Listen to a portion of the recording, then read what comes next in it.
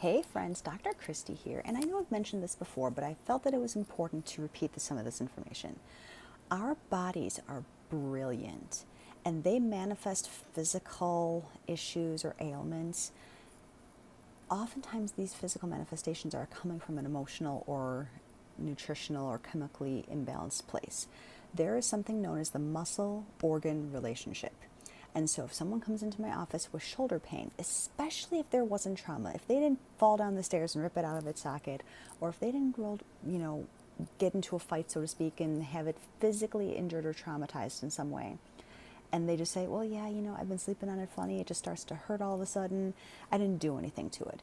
It makes me wonder, what else is nutritionally there that might be impacting you? What else is emotionally there that might be impacting you? And of all the muscles that surround the shoulder joint, what are the weak ones in you that's potentially contributing to the pain and discomfort that you're having? So let's work this out for a second. The deltoid muscle, which is the primary muscle that involves going abducting the arm out to the side like this, that's related to the lung. Emotionally, that sometimes houses grief, sadness, things of that nature. Other muscles like the bicep are stomach related. Really, and then if we go away from the shoulder, we talk about leg muscles. There's muscles in the leg and the tensor fascia lata that's related to the large intestine.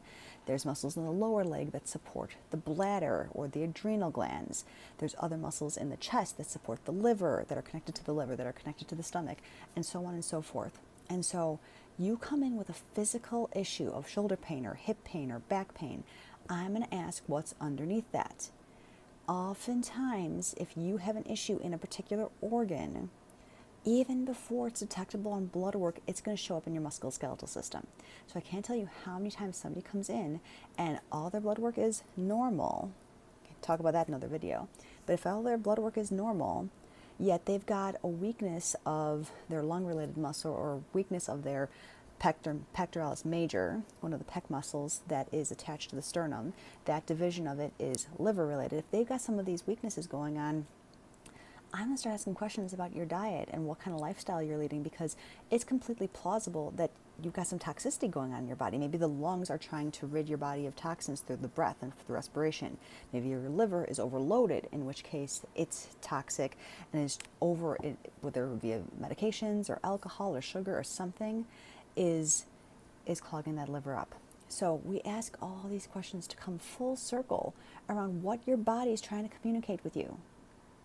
Shoulder pain might not just be shoulder pain. Back pain might not just be back pain. It might be your body's way of screaming and telling you, hey, look deeper. There's something else here.